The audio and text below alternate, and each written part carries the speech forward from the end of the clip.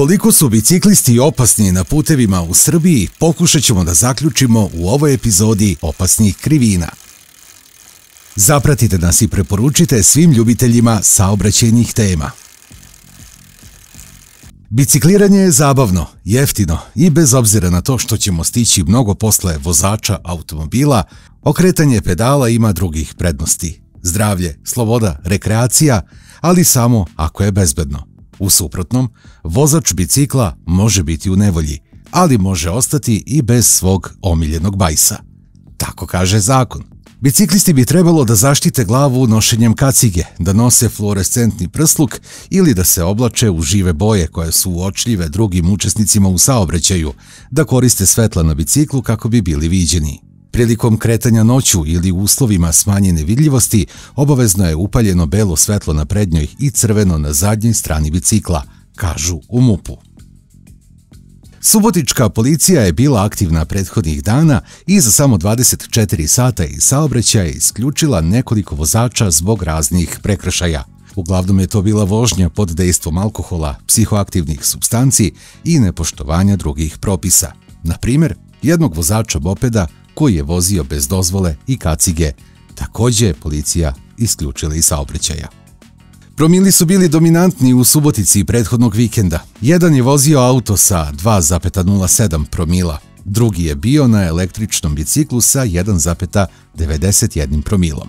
Jedan vozač u trećoj deceniji života je upravljao autom sa 2,11 promila pa je čak izazvao nezgodu sa materijalnom štetom. Svi oni će platiti odgovarajuće kazne. Saobraćajci nisu bili strogi samo prema vozačima na 4 točka, motrili su i na bicikliste.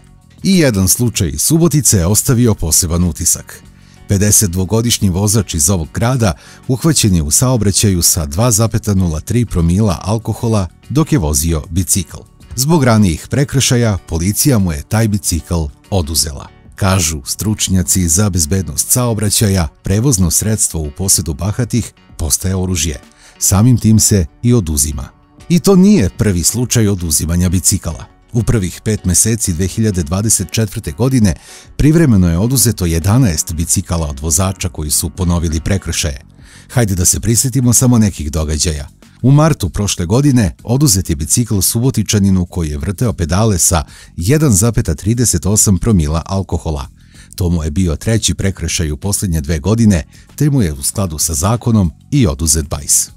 U istom mesecu oduzet je bicikl vozaču iz Apatina. On je bio žestoko pod gasom i vozio je bicikl sa čak 3,04 promila alkohola u organizmu. I on je imao prethodne prekršaje. U junu, u okolini Bačke Topole, vrtele su se pedale sa 2,38 promila i vozaču je to također bio treći prekršaj, te je ostao bez svog, verovatno, omiljenog prevoznog sredstva.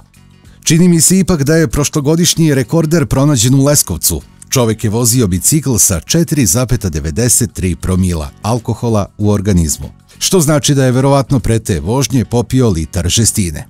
Ostaje zanimljivo da saznamo kako je uspeo da započne vožnju i kako je ta vožnja izgledala.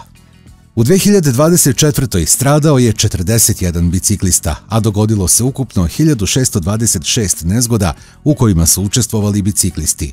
421 osoba zadobila je teške povrede.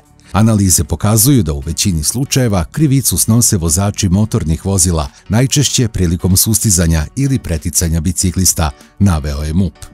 Put pripada svima.